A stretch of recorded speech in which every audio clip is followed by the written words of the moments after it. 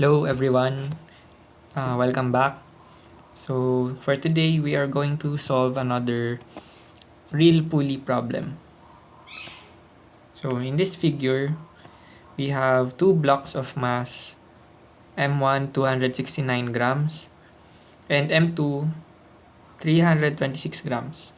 They are connected by a massless cord that is wrapped around a uniform disc of certain mass 578 grams and a radius of 13.6 centimeters.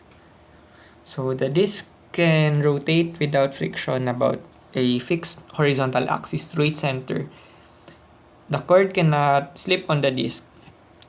Okay, so now we are given these four values and the system will be released from rest. So this is a classic problem. We are given initial conditions and we are to find the response of the system. For A, find the magnitude of the acceleration of the blocks. Then for letter B, we are to solve the tensions T1 and T2 on the block. So let's first solve letter A.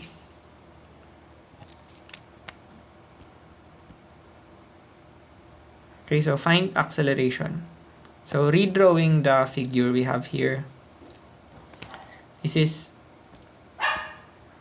M1 with mass with weight M1 acting on it. It's called weight 1. And it has T1. This is M2 with weight 2 acting on it. And T2.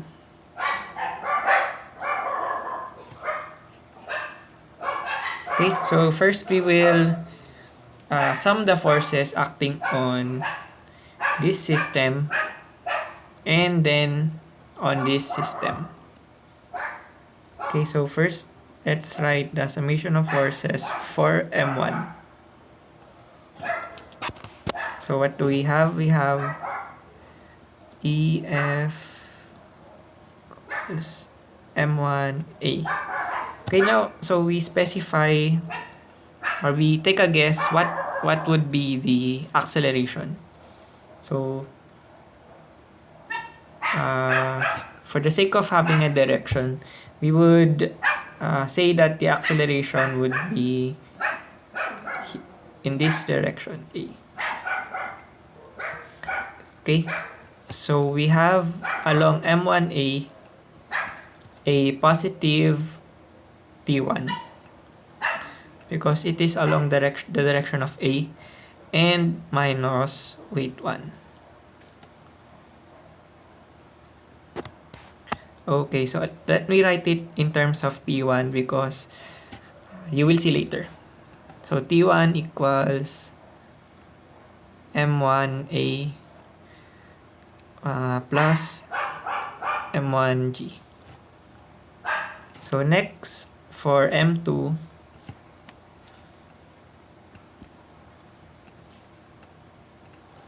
we have M2A. So in M2A, we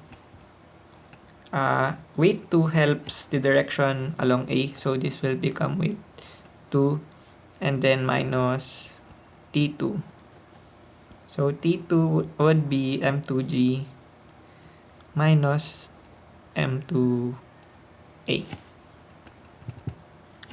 Okay, now that we have our forces, we would now write a description for the rotational dynamic of our pulley.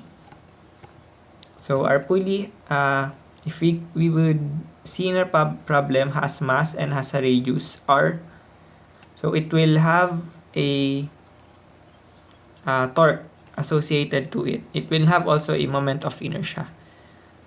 So we would need to write the torque summation for the pulley. So let's write it here for the pulley.